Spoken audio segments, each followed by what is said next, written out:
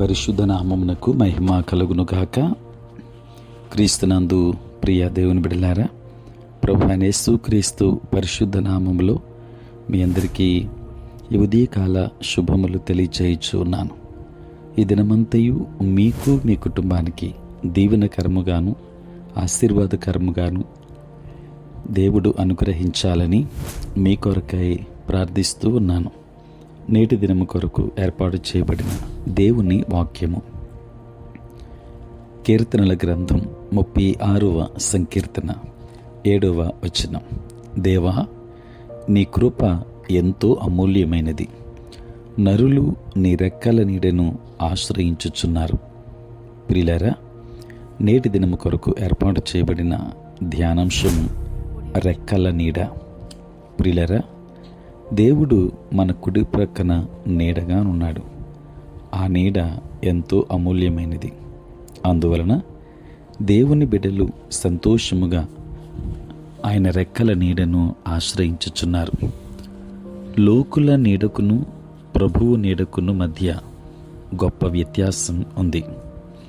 కొందరు మనుషులు మీకు నీడ కలిగించినట్లు కనిపించవచ్చు.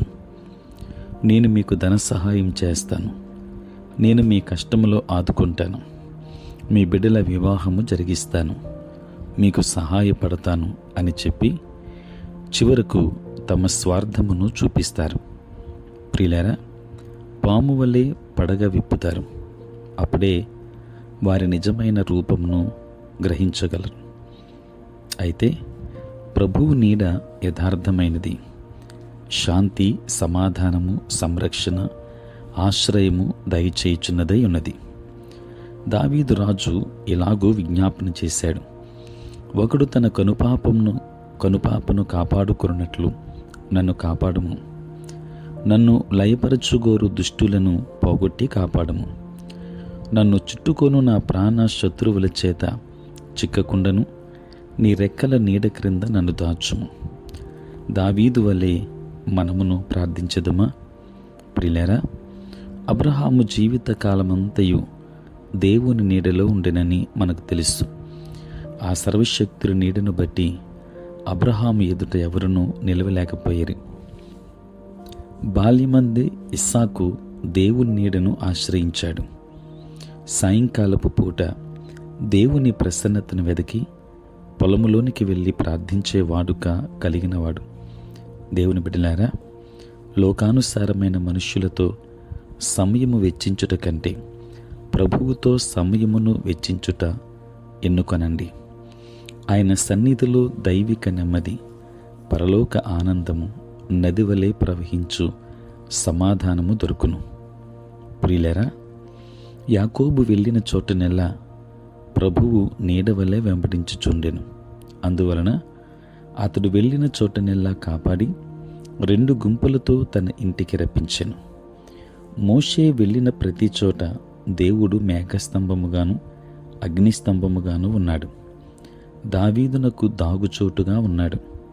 ప్రియులారా, మీరును మరియ వలె యేసుక్రీస్తు పాదముల చెంత కూర్చునండి. అప్పుడు మీరు తీసివేయబడిన ఉత్తమమైన దానిని ఎన్నుకుంటారు. దైవ ప్రసన్నత మీ హృదయమును సంతోషపెడుతుంది. కనుక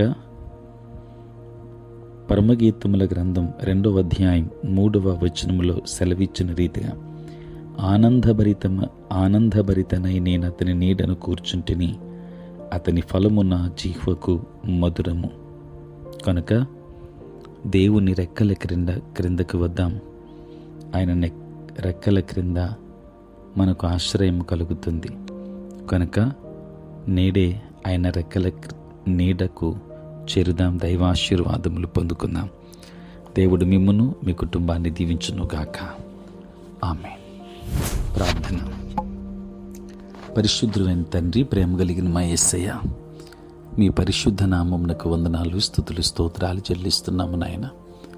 రాత్రంతయు కాపాడి సంరక్షించి సుఖనిద్రను మాకు దయచేసి మా జీవితంలో మరి ఒక నూతన దినాన్ని మేము చూడగలిగే భాగ్యాన్ని మీరు మాకు ఇచ్చినందులకే స్తోత్రాలు.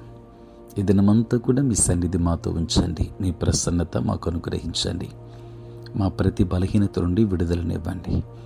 నేటి మా పనులలో ప్రయాణములలో పరిచర్య అంతటిలో మీరే తోడుగా ఉండమని తండ్రి నీ సన్నిధిలో విజ్ఞాపన చేస్తూ ఉన్నాము. నాయన, చదువుకుంటున్న బిడ్డలను దీవించండి, జ్ఞానము చేత వారిని నింపండి. బలహీనులైన బిడ్డలను బలపరచండి. నాయన, నీ సేవ పరిచర్య చేయుచున్న ప్రతి సేవకుని మీరు దీవించండి. పుట్టినరోజు పెండ్లి రోజు జరుపుకొనుచున్న బిడ్డలను దీవించి నూతన ఆశీర్వాదములతో వారిని నింపమని వేడుకొనుచున్నాం. ప్రేమ కలిగిన మా తండ్రి, ప్రతిదినము ఈ ప్రాతకాలపు ధ్యానములలో ఏకీభవించుచున్న ప్రతి ఒక్క బిడ్డను ఆశీర్వదించండి. ఉద్యోగస్తులు, వ్యాపారస్తులు, కష్టపడి పని చేసుకుంటున్న బిడ్డలందరి మీద నీ కృప హస్తమునుంచుమని యేసు నామములో ప్రార్థించి వేడుకొనుచున్నాము తండ్రి. ఆమేన్. తండ్రి, కుమార, పరిశుద్ధాత్మ త్రియేక దేవుని దీవెన సదా మీకును మీ కుటుంబానికి తోడై ఉండును గాక. ఆమేన్.